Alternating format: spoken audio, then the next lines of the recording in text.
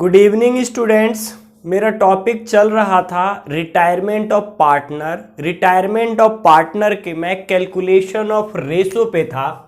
ठीक है, मेरा पॉइंट नंबर 1 था कैलकुलेशन ऑफ रेशो। इसके पॉइंट नंबर ए मैंने करा दिया था।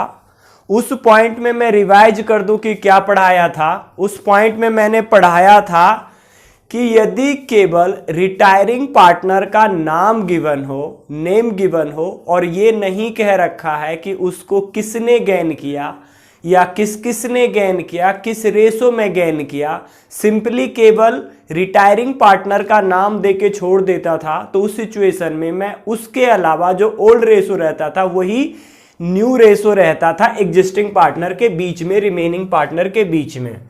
अब मैं पहले पॉइंट के बी पॉइंट पे हूं। क्या है जी? यदि मेरी राइटिंग से थोड़ी कंप्रोमाइज कर लो, रिटायरिंग पार्टनर के नेम गिवन हो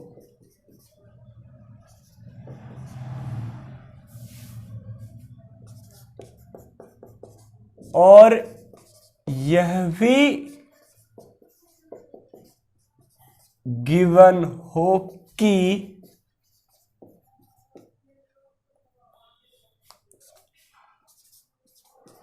उसका शेयर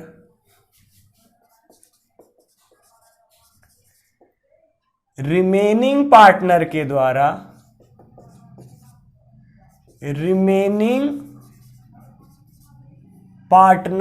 द्वारा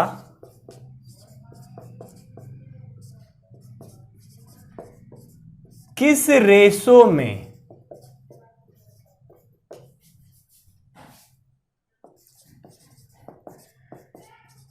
गेन किया है।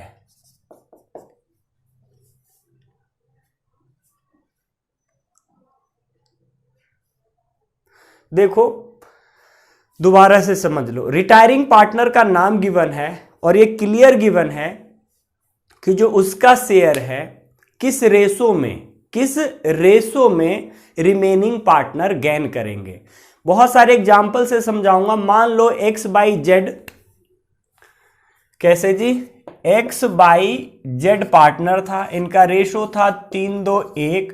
मुझे गिवन है कि बाई रिटायर हो गया, एग्जाम्पल है, और बाई के शेयर को एक्स एंड जेड के द्वारा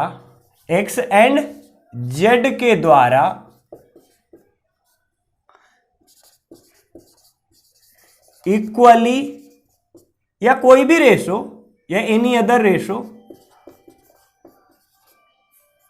कुछ भी हो सकता है, इक्वली कह दे, 3-2 कह दे, 2-1 कह दे, 7-5 कह दे, 5-12 कह दे, एनी अदर रेशो, कोई भी रेशो कहा कि इस रेशो में लिया जाएगा। ये पूरा कंप्लीट कर देता हूं मैं example. X by and Z 3 partner था, 3:2:2 के रेशो में। ठीक है, बाई रिटायर हो गया, क्वेश्चन में ऐसा लिखा हुआ है, मान लो आपकी बाई रिटायर एंड बाई के शेयर को एक्स एंड बाई जेड के द्वारा इक्वली या किसी रेशो में लिया गया। ठीक है, तो ये केस यहां पे सेटिस्फाई हो गया कि इस तरह की बात कह रखी है। देखो, यदि रिटायरिंग पार्टनर के नेम गिवन हो और यह भी गिवन हो कि उसका शेयर रिमेनिंग पार्टनर द्वारा किस रेशो में गेन किया है, उसका शेयर रिमेनिंग पार्टनर के द्वारा किस रेशो में गेन किया है। ठीक है, तो मैं क्या करूंगा, ये केवल इस वर्ड को समझाने के लिए इतना समझाया। इसका सॉल्यूशन मैं आगे तो क्या करूंगा उसके लिए मैं बता देता हूं, यहां पे लिख देता हूं, रिटायरिंग पार्टनर के शेयर को उस रेशो में बांट देंगे, उस रेशो में बांट देंगे, जिस रेशो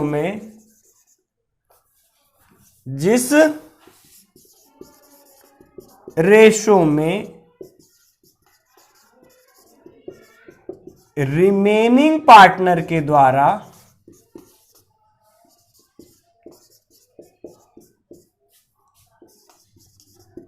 गेन किया गया हो।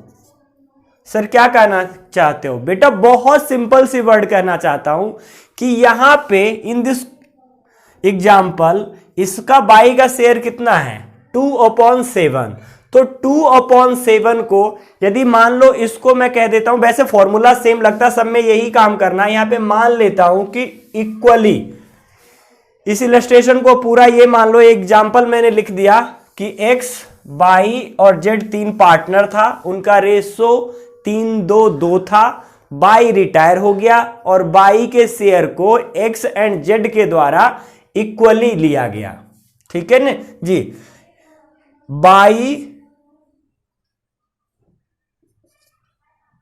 बाई शेयर को एक्स एंड जेड के द्वारा इक्वली गेन किया गया है। तो मैं कैसे सोल्व करूंगा? रिटायरिंग पार्टनर के शेयर को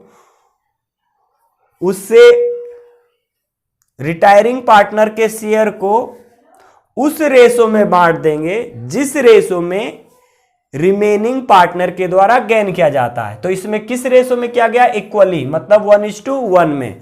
तो ऐसे में क्वेश्चन करूंगा, मैं लिखूंगा एक्स गेन, एक्स ने कितना गेन किया, कैसे निकालूंगा? रिटायरिंग पार्टनर के शेयर को डिस्ट्रीब्यूट करके। तो रिटायरिंग पार्टनर का शेयर कितना है 2/7, इक्वली किया है तो 1/2, तो ये हो गया जी 1/7।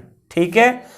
और जेड की भी बात करूंगा कि जेड कितना गेन किया है, जेड ने कितना गेन किया है, तो इसका 2/7 का ये भी 1/2, मतलब हाफ, 1/2, तो ये भी 1/7 गेन किया है। सर न्यू रेशो कैसे निकालोगे? पहले इतने तक बात समझ लो, फिर मैं न्यू रेशो में चलता हूं। ठीक है जी? इस पॉइंट को 1, 2, 3 बार मैंने समझा दिया है, फिर भी कोई डाउट रह जाए तो आप लोग मुझसे पूछ लेना।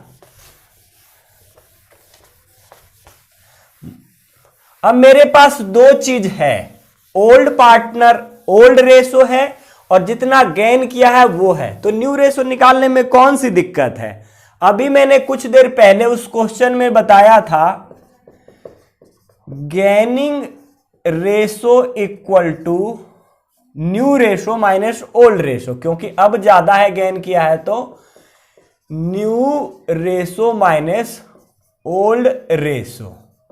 अब समझो, यदि मुझे न्यू रेशो निकालना है तो क्या कर सकता हूं? ओल्ड रेशो में गेनिंग रेशो जोड़ दूंगा, बस फॉर्मूला यही ध्यान रखना है। तो यहां पे मैं लिख देता हूं new ratio equal to old ratio plus gaining share. जितना उसने गेन किया है उसे मैं ऐड कर दूंगा तो बहुत ही इजीली निकल जाएगा। अब देखो जी, एक्स की न्यू शेयर निकालता हूं मैं, क्या निकालता हूं? एक्स की न्यू शेयर। तो एक्स का जो ओल्ड रेशो था कितना था? 3/7, उसने गेन कितना किया? 1/7। डिनोमिनेटर सेम है तो बहुत सिंपल हो गया, 4/7। ठीक है जी। जेड की बात करता हूं, जेड का पहले कितना था? 2/7, उसने गेन कितना किया है? 1/7, तो इसका क्या हो गया? 3/7। तो मेरा जो न्यू रेशो आ गया, वो आ गया 4:3, क्योंकि डिनोमिनेटर दोनों को सेम है। मैंने इजी सा सिंपल सा अपना एग्जाम्पल लेके समझाया था। अब मैं बुक से एग्जाम्पल लेता हूं। सर एग्जाम्पल क्यों कराते हो? क्वेश्चन कराओ ना। नहीं बेटा, एग्जाम्पल मैं कराता हूं, क्वेश्चन तुम करो। नहीं होगा तो मेरा खून पियो, जब जाके मुझे थोड़ा मजा आएगा। मैं वैसे इतना हट्टा कट्टा हो गया, बच्चे खून पीना बंद कर दिए उस दिन से। सर पहले कैसे थे? मैं पहले बहुत सूखा पतला आदमी था, मोटा हो गया। चलो सर पढ़ाओ, बातें नहीं। ओके, अब मैं इलस्ट्रेशन नंबर 3 पे आता हूं। आपके में डिफरेंस हो सकता है, मैं पढ़ दूंगा, उसके अकॉर्डिंग आप मिला लेना कि कौन सा है। ठीक है जी। A, B and C were partners in a firm sharing profit in the ratio of 5:4:3। पहले मैं जो क्वेश्चन इलस्ट्रेशन करा रहा हूं उसको यहां पे लिख देता हूं। इलस्ट्रेशन नंबर 3 है जी। इसमें पार्टनर है 3 ABC, A, B and C। इनका ओल्ड रेशो गिवन है। कितना है सर? ओल्ड रेशो गिवन है बेटा 5:4:3, 5:4:3। क्वेश्चन जो कहेगा मैं देखो कैसा परफॉर्म करता हूं। कहता है बी रिटायर, जो रिटायर हो उसको ऐसे मार्क कर दो और लिख दो आर कि बी रिटायर हो गया। ठीक है। And his share was divided equally between A and C, और इसके शेयर को इक्वली लिया गया ए एंड सी के द्वारा। तो इसके शेयर को जिस भी रेशो में ले उसको यहां पे लिख देना। ठीक है। और भी रेशो की बात करेंगे। तो इस केस में मेरा अभी जो पॉइंट लिखवाया उससे मैच करता, तो मैं सिंपली क्या करूंगा, ए ने कितना गेन किया है और सी ने कितना गेन किया वो निकाल लूंगा। पहले मुझे गेन निकालना पड़ेगा। कैसे? ओल्ड पार्टनर के शेयर को उस रेशो में बांटकर जिस रेशो में रिमेनिंग पार्टनर ने गेन किया है। लाइनिंग लिखवाने में थोड़ी सी मिस्टेक हो सकती, जिस समय में लिखवाया मैंने उसको उसे लिख दिया था, बाकी सब सेम है, कोई दिक्कत नहीं है। कई बार एक्सप्लेन भी कर रहा हूं मैं। ठीक है बेटा, मैं क्या करूंगा, रिटायरिंग पार्टनर के शेयर को रिमेनिंग पार्टनर में उस रेशो में बांटूंगा जिस रेशो में गेन करते हैं। ठीक है सर, बांट डालो। ओके, अब मैं कहता हूं ए गेन, ए ने कितना गेन किया, बी का शेयर कितना है बेटा 4/5, 5 4 9 3 12 का 1/2, 1/6। आप अपने मर्जी से काट सकते हो, नहीं मर्जी नहीं काट सकते हो। सी गेन, सी कितना गेन करेगा 4/12 का 1/2, 1/2 1/6। ये गेन निकल गया बेटा। यदि गेनिंग रेशो मैं यहीं कहीं निकालना चाहूं तो डिनोमिनेटर सेम है तो मैं 1:1 लिख सकता हूं। अब मैं लिखता हूं न्यू रेशो। चलो मैं साफ साफ इधर लिख देता हूं, या यहां भी आ जाएगा, कोई दिक्कत नहीं है। मैं लिखता हूं न्यू रेशो। मैंने आपको क्या फॉर्मूला बताया, बहुत इजी। ओल्ड रेशो या old share plus gaining share plus gaining share. पहले जितना शेयर था उसमें से अब उसने जितना गेन कर लिया है उसे ऐड कर देंगे तो ऑफ कोर्स न्यू निकल जाएगा। हां सर, ये तो बच्चों वाली बात है, फिर भी तुम्हें पढ़ाना पड़ता है क्योंकि तुम बच्चे ही हो। ठीक है सर, ए का निकालो, एज न्यू शेयर। ए का न्यू शेयर कितना हो जाएगा जी, पहले कितना था, पहले था 5/12, 5/12। उसने गेन कितना किया 1/6, एलसीएम 12, 5 + 2, 2 ढंग से लिखो सर, ओके, 7/12। दिख रहा है यहां तक? बोर्ड में मेरा कोई दिक्कत नहीं सर, बिल्कुल दिख रहा है। आगे चलते हैं इसी बात पे। सीज न्यू शेयर कितना जी, किसका, सीज न्यू शेयर। सी का पहले कितना था बेटा 3/12, उसने कितना गेन किया 1/6, एलसीएम कितना आ जाएगा 12, 3 + 2, 6 दूनी 12, तो कितना आ गया 5/12। मौज आ गई क्वेश्चन में बेटा। डिनोमिनेटर सेम है 12, तो मैं नॉर्मली न्यू रेशो क्या लिख दूंगा 7:5। यहीं के ही मैं क्वेश्चन को पूरा सॉल्व कर देता हूं और आगे नहीं जाऊंगा।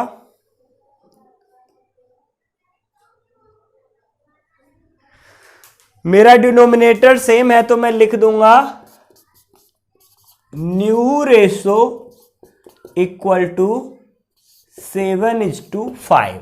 अब मैं एक क्वेश्चन ऐसा करा देता हूं जिसमें इक्वली ना हो के कुछ और रेशो हो। बेटा काम उतना ही करना है, इक्वली बांटना हो या किसी और रेशो में, करना क्या है, रिटायरिंग पार्टनर के शेयर को उस रेशो में बांट देना है जिस रेशो में रिमेनिंग पार्टनर के द्वारा गेन किया जाता। बस इस लाइन को ध्यान रखना है। मेरे पास पूरा बोर्ड इधर भी खाली था, चलो कोई नहीं, आपने लिख लिया होगा। अब मैं मिटा देता हूं। ठीक है, मैं एक इलस्ट्रेशन और करवा देता हूं नेक्स्ट ही, उसके बाद कुछ भी हो आप लोग कर पाओगे, नहीं होगा तो प्रॉब्लम ले लेना। ठीक है सर, अगला करवा दो। मैं इलस्ट्रेशन नंबर 4 ही करवा देता हूं। इलस्ट्रेशन नंबर 4 पढ़ देता हूं पहले। A B and C were partner sharing profit in the ratio of 5:4:3। इतना तो लिख ही डालो कि 3 पार्टनर है, ए बी एंड सी, इनका रेशो फिर है 5:4:3। आगे क्या कहता है, C retire and his share were taken up by A and B in the ratio of 3:2। लो जी, जो रिटायर हुआ उसे मैंने मार्क कर दिया और उसके रेशो को जिस रेशो में लिया जाएगा उसे यहां पे लिख लूंगा, क्योंकि सब में काम सेम ही है, बस ये वाला रेशो डिफरेंस होगा। फाइंड आउट न्यू रेशो, मुझे न्यू रेशो निकालना है। क्या निकालना है जी, न्यू रेशो। वही वाली बात बेटा, रिटायरिंग पार्टनर का नाम भी गिवन है और यह भी गिवन है कि रिमेनिंग पार्टनर के द्वारा किस रेशो में गेन किया जाएगा। ठीक है, सेम, फिर सेम काम, पहले गेनिंग शेयर निकाल लूंगा। कैसे निकाल लूंगा, सी के शेयर को जिस रेशो में गेन किया गया उसमें बांट कर। ठीक है सर, कर लो। अब मैं लिखता हूं ए गेन्स, ए ने कितना गेन किया जी, सी का शेयर कितना था 3/5, 4, 9, 3, 12। कितना गेन किया है 3:2 में, 10/3 डिवाइडेड बाई दोनों का टोटल 5। इतना तो जानते ही हो कि किसी का शेयर कैसे बांटते हैं, नहीं फिर भी मैंने समझा दिया। ओके, बी ने कितना गेन किया, बी गेन 3/12 का 2/5 कर डालो इसे, 9/60 और 6/60। मैं आगे चल के काट लूंगा, अभी कट अब भी सकता है लेकिन अभी नहीं काट रहा मैं। अब मैं निकालूंगा न्यू रेशो। क्या निकालूंगा, न्यू रेशो। बस एक बार कॉन्सेप्ट पता होना चाहिए। कैसे निकालूंगा मैं, ओल्ड रेशो या ओल्ड शेयर, ओल्ड रेशो लिख दो या old share plus gaining share, plus gaining share. अब मैं ए की बात करता हूं, ए का ओल्ड शेयर कितना था 5/12, 5/12। उसने गेन कितना किया 9/60। बी की भी बात कर लेता हूं, बी का ओल्ड रेशो शेयर कितना था जी 4/12 और उसने गेन कितना कर लिया 6/60। एलसीएम मैं निकाल लूंगा, 60 ही डायरेक्ट ले लेता हूं मैं, कम भी निकल सकता है कोई बात नहीं। 12 5 जा 60, 5 5 25 प्लस 9 34/60। इसका भी एलसीएम 60, 20 प्लस 6, 26/60। डिनोमिनेटर सेम है तो मैं लिख सकता हूं, यही क्वेश्चन मैं सॉल्व करा देता हूं। अभी बोर्ड दिखाई दे रहा है, नहीं तो मैं और नीचे कर देता हूं, मेरे पास काफी बड़ा बोर्ड है। करो सर जल्दी। मैं यहां पे लिख दूंगा new ratio equal to, denominator same है तो डायरेक्ट लिख दूंगा मैं 34:26। अब ये कट सकता है तो बेटा इसे काट सकते हो आप, 2 से इजीली कट जाएगा। बस हो गया क्वेश्चन। इसे नोट डाउन करो, अब कोई सेपरेट वीडियो मुझे ना बनाना पड़े, इसीलिए इसी में मैं एक बात और क्लियर कर दूंगा। क्वेश्चन नंबर 13 तक जिस बच्चे ने कल ही कर लिया मतलब वो इस चैप्टर में चल सकता है, क्योंकि जब मैं चलता हूं तो स्पीड से चलता हूं, शुरू में थोड़ा धीरे चलता हूं। आज का काम क्वेश्चन नंबर 13 तक करना, इसी कॉन्सेप्ट पे हो जाएंगे, ठीक है। अब बात पूरी हो गया, अब मैं मिटा के आगे की बात कर लेता हूं, ठीक है। बस कुछ नहीं बेटा, फॉर्मूले का डेरिवेशन आना चाहिए, बस उसी के अकॉर्डिंग हो जाएगा। क्या मुझे गिवन है तो क्या मैं निकाल सकता हूं, ये सब बात पे आओ। मान लो क्वेश्चन में गिवन रहेगा कि केवल ए ने गेन किया, बहुत आसान। मान लो ए बी सी 3 पार्टनर था, बी रिटायर हो गया और बी के शेयर को केवल ए ने गेन किया, तो केवल ए में जोड़ दूंगा। केवल सी ने किया गेन तो केवल सी में जोड़ दूंगा, इसमें तो कोई प्रॉब्लम नहीं होना ना बेटा। 2 जने लेते हैं तो मैं बांट के जोड़ देता हूं, एक ही लेगा तो उस अकेले के मैं ऐड कर दूंगा, ऐसी कोई प्रॉब्लम आया तो। लाइनिंग कैसे कैसे हो सकता है क्वेश्चन में, ऐसा भी हो सकता है कि बीज शेयर इज टेकन बाई या गेन बाई, ऐसे हो सकता है। जो भी रिटायरिंग पार्टनर में है, मान लेता हूं बीज शेयर इज